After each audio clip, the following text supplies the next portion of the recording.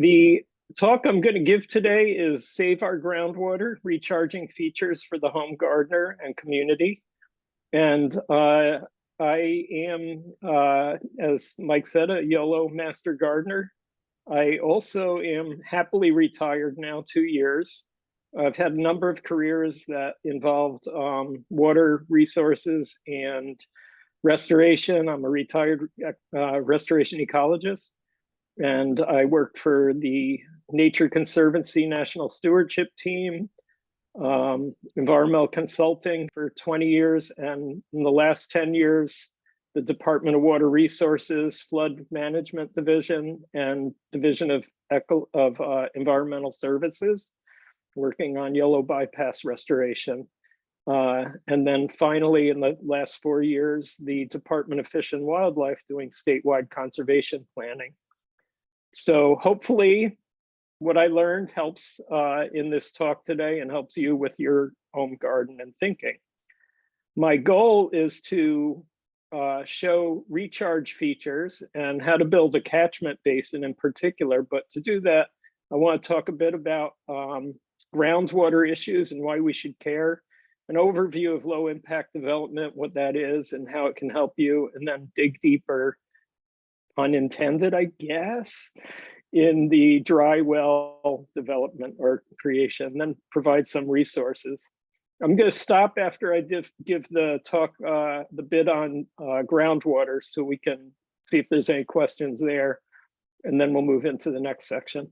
I want to acknowledge a lot of people helped me through my career and through time to just answer my foolish questions to help me understand what's going on in our state, and but also to review this presentation, provide input, and they gave me really good stuff.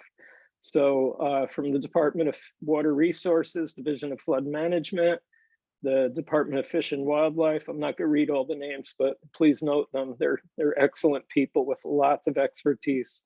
Most of them are locally here in the Davis-Sacramento region, if not all of them. The Davis Department of Public Works and Utilities and Operations, University of Davis at Davis, and the Yolo Subbasin Groundwater Agency, and some Davis residents. So groundwater, it's in the name. Literally, it's the water in the pore spaces among the sand and rocks and silt and clay that sits very deeply below us. Aquifers are water that can be extracted, and they're in formations, large formations typically, or basins that fill and can be extracted. And the water in them can be there for thousands of years, important to note. Why should we care? 40% of our typical year ground water supply for irrigation and drinking water comes from the ground statewide. And in drought years, that could be 60%. The climate change predictions, and important not just at the end of the century, but transcending through time, you're going to see more and more of this effect, is we're in an extreme climate pattern. We have droughts, we have floods, we have wildfires naturally, but because of climate change, we expect that extreme to get stronger. So drier droughts, longer droughts, bigger floods when they occur. By the end of the century, that snowpack that we rely on from the Sierra Nevada is expected to shrink by 65%. So groundwater becomes ever more important to us as our supply. Ecologically, groundwater recharges streams, supports plants and wildlife, and we're sinking. I'll tell you about that. The Central Valley groundwater, 2/3 of it has come from groundwater for irrigation during the last 2 decades. The amount that we've extracted from the ground in the past 60 years is equivalent to 3 Lake Meads. Lake Mead is the largest reservoir in the continental US, if not all of North America. And we've pulled out the equivalent of 3 of those in the last 60 years out of the Central Valley.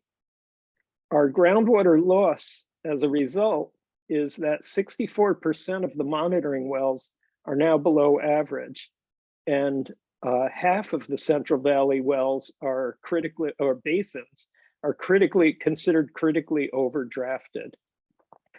And between 2012 and 2016, just that 4-year period, 3,500 more wells went dry, which means that the residents, the residents and businesses are affected. If you're a small business, small farmer, or a resident, your whole community may have dried up, or your home. You're out of luck.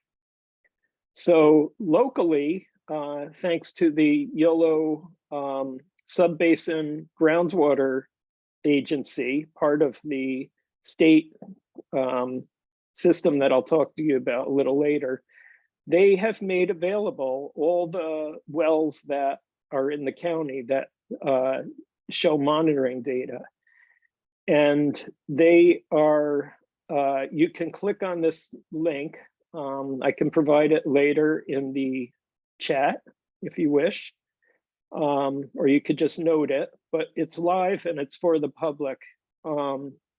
Live, not meaning in real time, but the monitoring is pretty up to date. And so if you look on the right-hand side of the image, you have some examples. The area in southwest county, Yolo County, out by upstream on Puda Creek, in that region, the trend has been from -60 to -100 feet up until about 2005, and then from 2005 to 2020, it's been progressively deepening now to as much as 150 feet.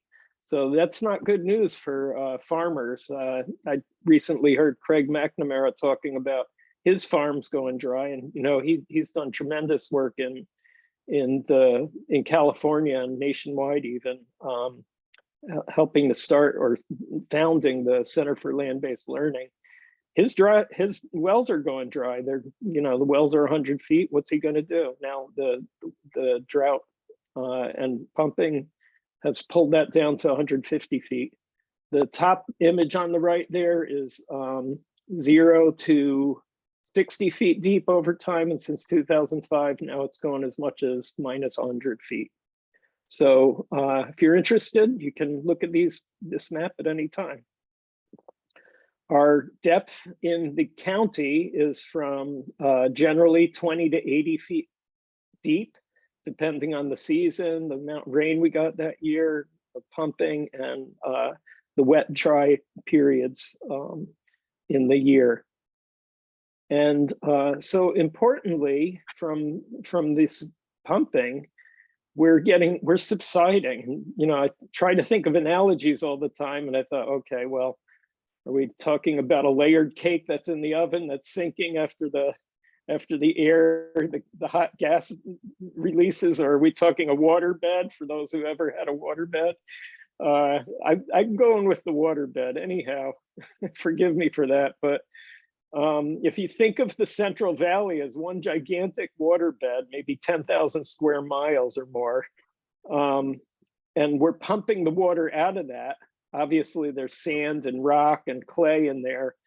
As we pump the water out, the ground subsides, and most of that subsidence is from, or a good deal of it is from the clay layers that have water in it for thousands of years. I'm not sure anybody knows how many years. But as that clay is dried up from the water that's in it, it doesn't expand again. And so the ground sinks. And what is happening is the farmers, and I don't say this in pointing the finger at anyone, it's just what's happening.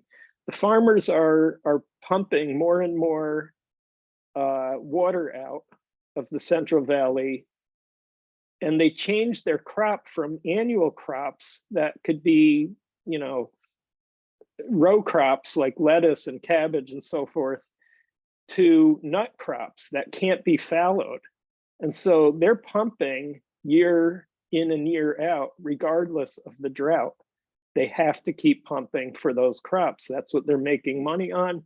That's what they're pumping the water for. And that accounts, regardless of the drought and with the drought, for a lot of why we're subsiding. So Joe Poland, the picture on the right, was a USGS, US Geological Service employee. And he said, you look up at the sky, you can't tell we're subsiding.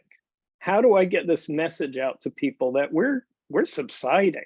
In fact, since 1925 to 1977, when he made this shot, he said, I'm going to put on a telephone pole where it was in 1925, and here's where it is today, almost 30 feet deeper. Well, guess what? We're still sinking. It's an amazing amount of sinking, that 5,000 square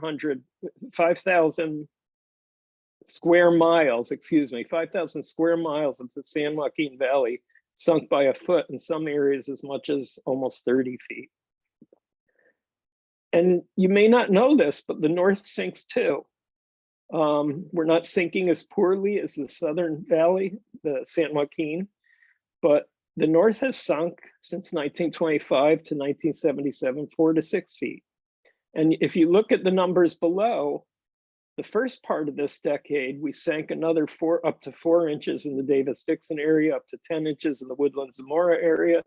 And then it's increased. The subsidence in the next decade, the last decade, was 2 to 5 inches, 7 to 14 inches. So we're sinking faster. In 1 year, 2021, during the drought, and we're still in the drought, the southern portion of the valley dropped almost a foot, and the northern portion dropped over 1/2 foot. And the Davis, Woodland, Dixon area dropped 1 to 3 inches. So we're sinking. What's that mean? The effects of land subsidence, year to year, we might not. What do you see? You look around, the sky's still there. It's hard to see it in many areas.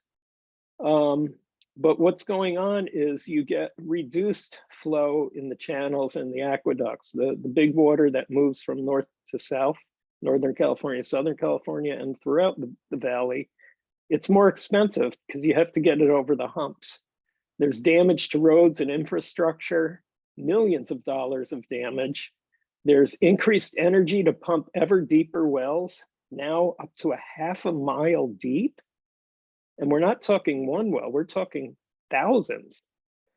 Uneven harm to poorer residents that can't dig that deep. They don't have the money to do that. Losses to businesses, residents, farms, whole communities have gone away. And loss of wetland habitat that provides value for fish and wildlife in the streams and rivers in the dry seasons. The image on the right, the colored areas, not the blue, but the colored areas, other colored areas, are subsidence areas since just 2015. Up to the deepest red or purple there is up to 7 feet deep since 2015. What that means is if you live in this Madera, Visalia, Tulare, Madera, Fresno County area, and you just moved there and you looked at some old flood maps, you may be in for a surprise because those old maps don't show you as in the flood zone, and now you are. So what can we do about it? Well, in 2014, the state passed the State Groundwater Management Act and said by 2040, we need to get things in sustainability. We're probably, if not the last state, one of the last states to manage our groundwater sensibly. And thank God we have this, this new law, but it's another 17 years before we have to achieve sustainability in these critically overdrafted groundwater basins. And perhaps an unintended consequence of this is that the drillers, the well users, farmers and others, are using as much water as they can, both for their expanded crops, nut crops mostly, grapes also, but to get the allocation they want to have by the year 2040, when the laws are saying, okay, who gets what? And so we're thinking faster. We have 515 defined groundwater basins, and they can hold way more water than our surface reservoirs can, maybe 10 times as much. And some of the innovative things that farmers and others are doing is an example in the Kings River Conservation District, which I had a small role in giving a grant. If you look on the images on the right, they're flooding live crops. How can they do that, you say? Those things can get anaerobic. The ground there is sandy enough that it infiltrates quickly, and thus the crops can withstand the quick flooding. The water gets down, they get free irrigation water, so to speak, by this flooding. The downstream areas, like Firebow communities, don't get flooded by this winter snow melt from the mountains. And so it's a win-win. And other farmers statewide are looking at the same program or process to do on their farms. Get the water in the basins, make the water cheaper to get access to, help fill the basin, protect from flooding when that's an issue, and benefit the crops. So that's one great idea. Another is locally, there is aquifer storage and recovery that the city of Woodland is doing. They have 3 of them, about $5 million each to build, to get excess water and winter water and put it into the ground. And the city of Davis is doing a feasibility study to do the same thing.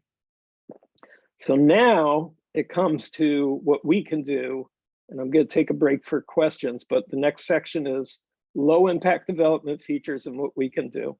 So with that, I'm going to open it up for maybe a few questions, Joan, for about 5 minutes. And I guess put the questions in the chat box and Joan will check them. There is one question. I understand that as the ground subsides, we lose the aquifers. That is to say, the aquifers won't come back, that the clay will not reabsorb the water. Is that true? Partially true. So the ground, there's 10 times as much water underground accessible to us than there is in surface water. We will still have that. It'll get deeper and deeper until we get our act in order and you know, have a sustainable basins. However, the layers in the aquifer formation include rock, sand, silt, and clay. And sand, if you think about your sandbox when you're a kid, it doesn't collapse. It's pretty robust, and when you have water in it, and when you have water out of it, it's pretty much the same thing. It's just wet and dry. But when you have clay, if you take some clay, just like your clay pottery, and you take all the water out, it gets thinner, and that doesn't thicken up again. So the ground subsides. We'll still have plenty of water to go into our basins. We'll have that when we, get a better budget as far as putting water in, letting it recharge, and taking water out. But what'll be missing is those clay layers that have not dried up, but shrunk down, won't re-expand. That's just the way the behavior of clay works, certain kinds of clay. And there's several layers of clay, depending where you are in the Central Valley. And the deeper we go, the more we'll extract water from those layers and they'll shrink down.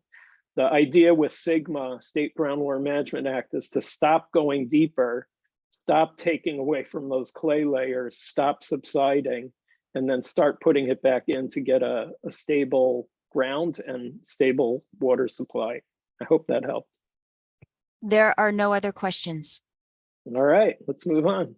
So what is low impact development? Basically, think of your community with roads and pavement, parking lots, and your own house has drainage systems, stormwater systems to keep your house from getting wet. You don't want that. But before your house was ever there, all that rain went into the ground. And, unless you're on a steep hill, and even then it went into the ground. And what we've done is we've shunted it away from your house and put it into stormwater systems that take all that water in a community, including every house and business and parking and street. And we shunt it off into stormwater systems that send it, in the case of Davis, into the Yolo bypass. In case of many communities, into their local streams. Well, those local streams then get polluted, they get eroded quicker. And then in the summer, when you would want the streams to have water in them, the groundwater isn't there because it hasn't gone into the ground to slowly go back into the streams.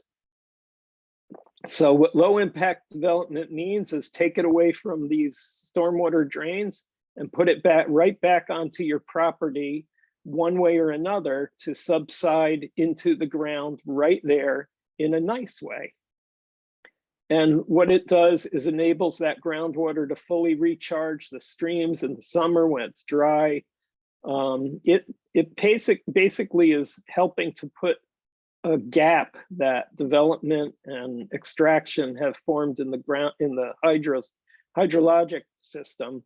The hydrologic system is full cycle. It's evaporation, rain, groundwater recharge, stream flow, and then back to evaporation. That's what the cycle is in a nutshell.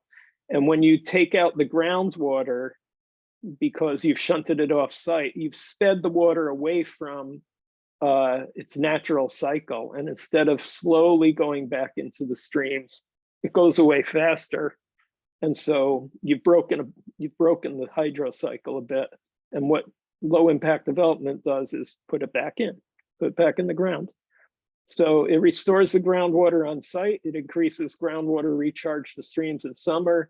It enables plants on your property and in general by stream sides to have evaporation and transpiration that helps in the atmosphere. It provides tree roots water for your on site when it's there, and then it raises the groundwater table so that streamside plants and wildlife can benefit from it. It beautifies. If you do these different types of features, you can really increase the value and beauty of your house. Also provides for wildlife benefits. It reduces the impacts on downstream erosion and pollution to streams. It protects you if you have puddling, flooding issues on your property. You can reshape your topography and do these features to get rid of those puddles on your path. And you can educate your neighbors to help out. It reduces the cost of regions, communities to manage the floodwater by having less of it go to the stormwater system. So these are a number of different types. I'm going to give briefly an overview of what they are, and then I'm going to do a deeper dive, yes, pun intended again, to how to build a dry well. A bioswale is really just a long trench with vegetation and organic matter and drainage materials. The image on the left, it looks pretty technical, right? It has a perforated pipe, it has gravel, that's a French drain concept if you look at the bottom there. But it also has above it, it has infiltrating soil, and then above that it has plants that can withstand flood flows. And what it's doing is just like the images on the right, it simply slows the water and helps it infiltrate on site before it goes into the storm drain. If you have an overflow, the overflow goes into the storm drain. You can build a swale very simply by micro topography, sloping it away from your house and making a sinuous curve, a snake-like curve through your property and making it pretty, like this stone image. Or you can do a number of different things like that.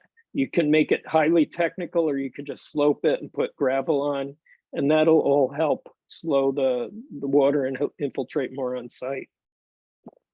A bioretention pond is an engineered basin with an inflow and outflow, a drain that if it's too full will go back to the stormwater system, and it's going to hold water a longer period of time than the swale. It's going to collect it, and the vegetation in there therefore needs to be tolerant to both, in our region, both wetland types of water situations, ponding, as well as in our region, drought, because it's going to dry up in the summer most likely. And there's a number of native plants that do that. There's a number of, California Native Plant Society has an online source for what plants can tolerate those situations, and nursery growers can tell you, what can work for that. A constructed wetland like Davis Wetland, West Davis Pond, excuse me, is a bigger thing that's going to have water probably year round. It provides wildlife habitat, same concept. It's just holding water for a longer time, and it's going to infiltrate, clean the water on site, clean the pollutants out, filter it out, and the plants that grow there are going to be water tolerant. And then pervious surfaces is something we can all do easily in our properties. In a developed situation, commercial situation, pavement, like you see in the upper right there is pervious types of concrete. And there's pervious blacktop even. And the bottom right is our yard, and it has mulch and gravel. And that mulch and gravel provides infiltration. It provides a barrier against the weeds.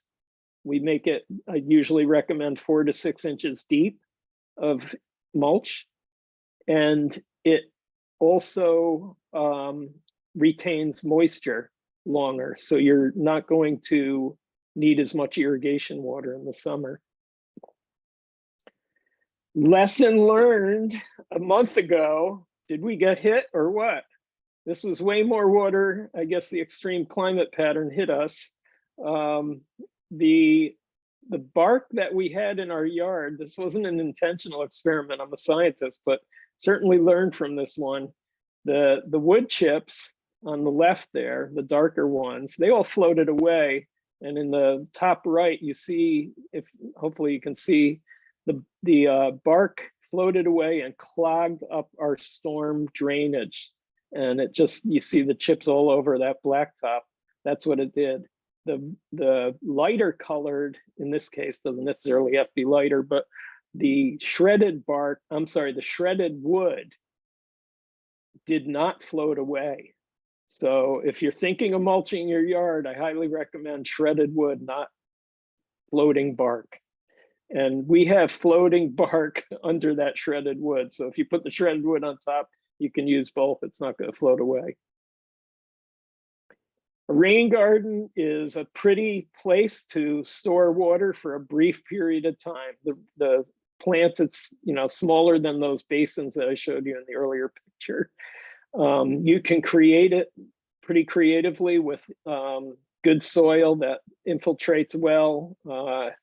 You make a basin, and then you have an overflow channel or swale that goes to your stormwater system, and the plants that grow there can tolerate water. I really like the far right picture. It has, it's like a terrace of little ponds that are only going to be ponded for probably a day. but it looks really pretty to me, you know, so you can be really creative with these concepts. So I'll take a quick question on those and then dive deep on the dry well. Your question is, can you recommend a ground cover for dogs? We had a dog and we had the mulch that we had in our yard and it worked well. I don't know any specifics about what you can and shouldn't have for dogs. So maybe somebody else on this call does have an answer. Joan? That was your only question. All right. Well, it remains answerable till the end of this session by anybody else on the call. All right. So rain harvesting. Oh, I guess I didn't finish off. Well, rain harvesting is just what you see. It's rain barrels. These are taking water from your downspouts from your roof and roof gutters, and they put them right into a rain barrel like you see on the right. You could have multiple ones of them, or a cistern like you see on the left. And there's all different sizes, and you can pump from them or you can use gravity outflow from them, and that helps water your yard. I think I calculated for the irrigation we would need in our yard for our summer would be the size of our big living room. And I think, you know, that's a big hold. So we don't have one, but you can use this and people do, and it's kind of a fun thing. So the dry well, this looks very, maybe to some very engineered. Mine is simpler than this, and I'm going to show you two different ways to do it. One with plastic insert, and one with just rocks in a hole. These features that you see in the images are optional in my view. However, depending how you build it, they are not optional. You need to have a system that allows for outflow. If you build it and the capacity wasn't enough for the water you're getting out of your roof in that storm, you need to make sure that it's going to get out somewhere into a storm drain through a swale, or in the top of the right-hand most big well there's a outflow pop-up where the water, excess water, can drain out.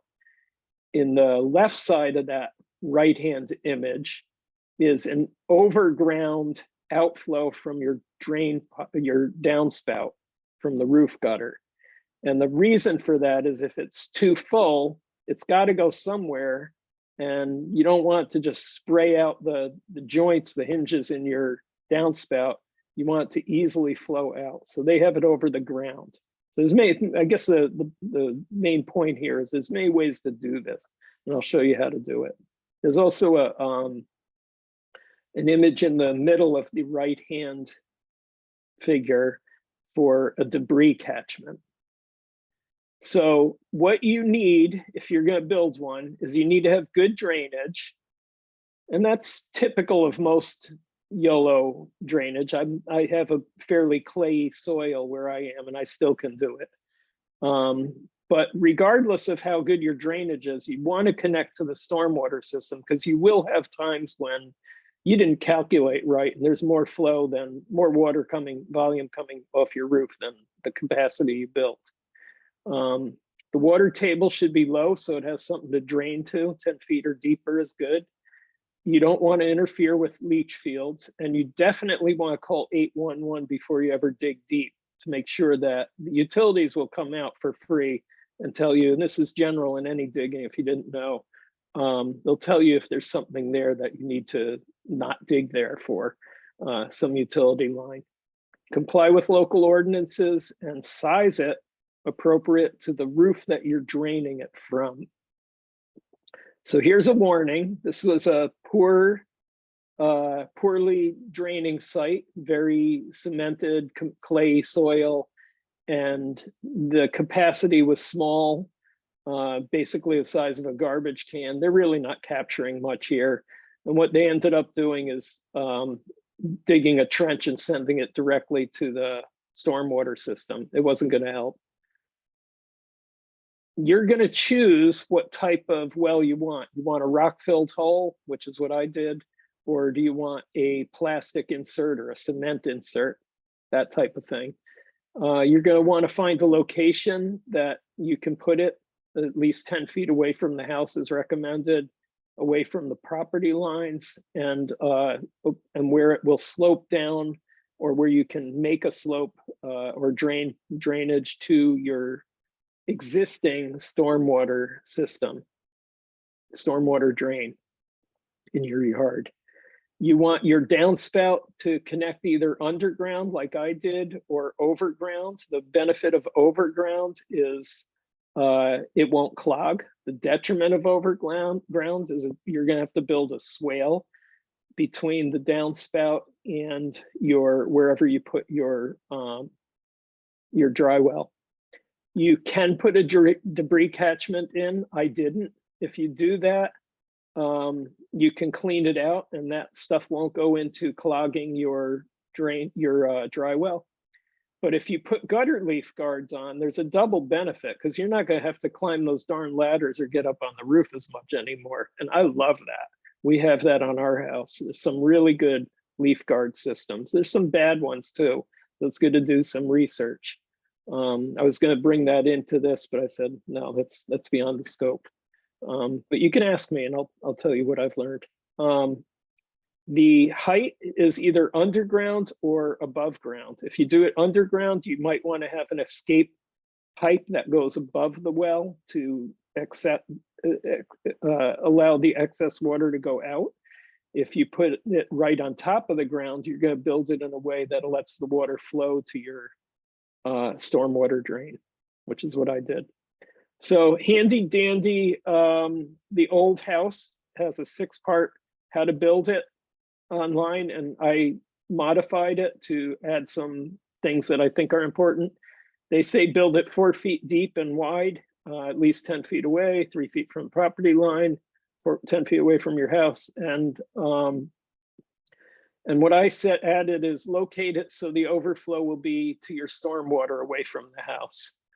For safety reasons, it's very important, in my opinion, that you dig and fill that hole in the same day, especially if there is any chance of kids or small animals getting caught in that. Even if you cover it, you know, somebody can lift it or dig under it and get caught in there. So ideally, dig it, don't dig it too deep, and fill it and plan ahead and fill it in the same day.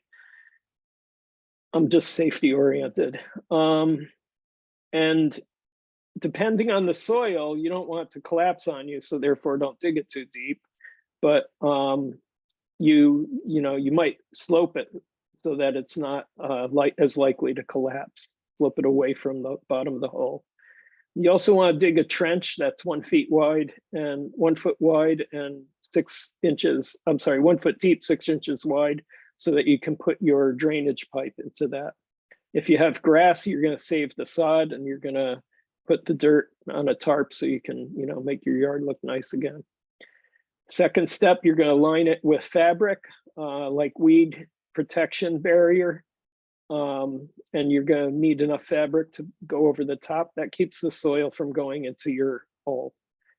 The pipe is a 4-inch PVC pipe. Is what they recommend. I recommend perforated 4-inch perforated pipe that has holes in it to drain out. Theirs is solid. They connect to the drain pipe, and then they send it to the well, and make sure that it's sloping down to the well, and that it goes into the plastic tub that they put in the well, like that.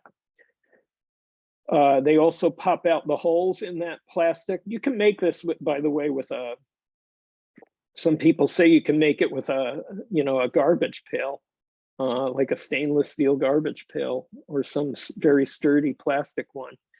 But you pop out the holes, you pop out a 4-inch hole for the PVC pipe to go in. You want to make sure it flows by gravity from your downspout to the hole. And they only fill their hole 6 inches with rock. The rest of that space is all for water to flow out from. And then they fill it with rock around the hole. Then they put a cover on it, and they make sure that they put a cover on it, and they put a emitter on that you see in this image, so that the overflow can pop off to the top of the ground, and they make the level so that they can line it up with the top of the ground. And then they put landscape fabric over the top after they fill it. And whoops, they put sod and soil back on, and they're done. Our system required that I measure, which I recommend anyhow, the size of your roof, 12 foot wide by 30 feet tall for this segment of our roof that drains to the downspout on the right of the house there. And so that's third. And then I said, well, what kind of normal rainstorm are we going to get? About a 1-inch storm is what I figured. Maybe I should have gone with 2 inches, but I went with 1 inch in a typical storm that will drain out before the next storm comes. That was my thinking. And so 0.083 is what 1/12 or 1 inch is. And I multiplied it all out and got 30 cubic feet of volume is what we need. Then I got this very sophisticated scientific apparatus called a water glass. It's a big glass. And I put rocks in it, and I filled it with water.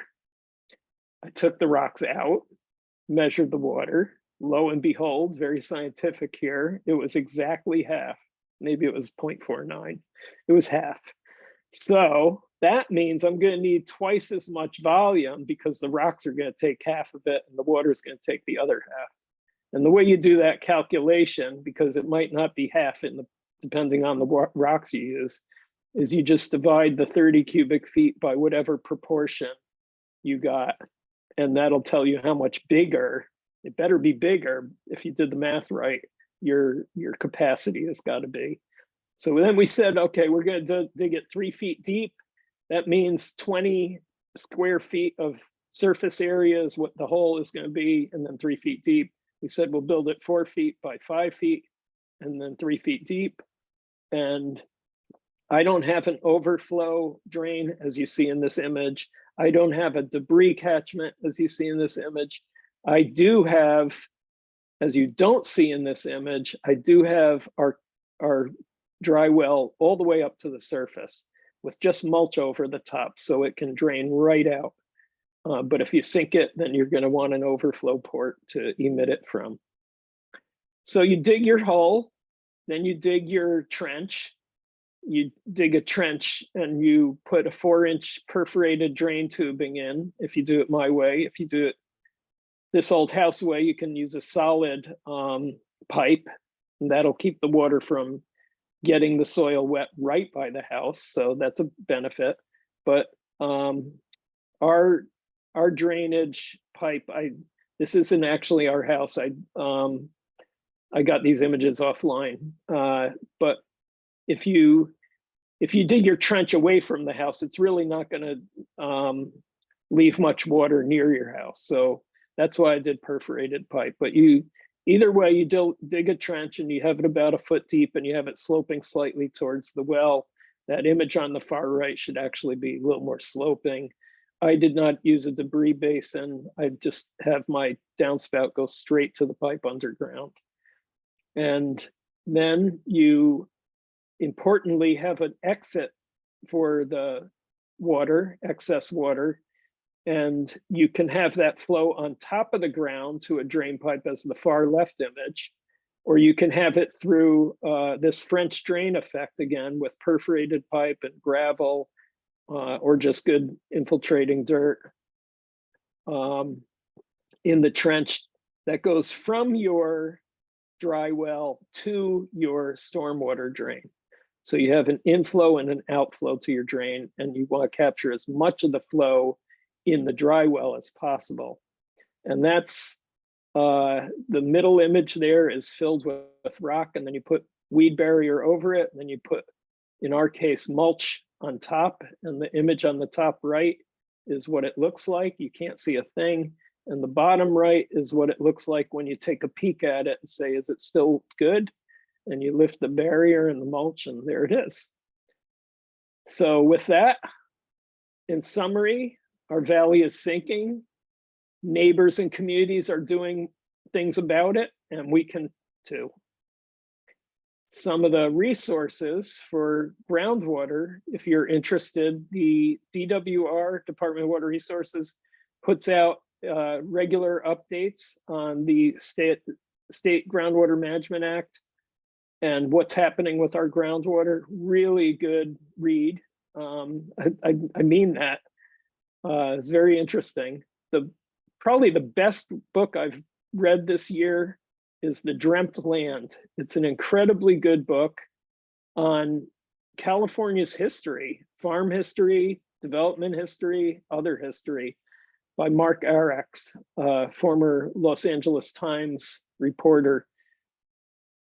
Guess what? It's available at the Yolo County Library by audio and book. The groundwater data map by the Yolo County Sub-Basin Groundwater Agency. And then all these resources here, I can put in the chat box if you wish, are available for your benefit on how to build these things. And with that, I can take questions. First question, when I clean the gutters, there is that gritty sandy material that comes off the roof. Does that sink to the bottom, or is there a filter installed before water goes into the drain or tank? So that's what that debris basin is for. It's literally a box. The pipe goes in, the pipe goes out, and then it goes into the dry well. So you're allowing a pipe in, the water fills that basin, and the debris goes with it, and then the water exits that little box, I should say, and goes into the dry well, and it's all underground. And then it has you have a little cap that you can access that box and pull out that debris. I didn't do that for our yard, but that's what you can do. Next question, and what slope for the entrance and exit pipes? So very little. Water flows so well. This old house, which if you type this old house dry well, build dry well, you'll see there's 6-step way to do it. And I believe that I have it in my resources here. They recommend a 1/4 inch or a 1/2 inch drop every 2 feet, I believe it was. If you have the bubble of a 2 foot level,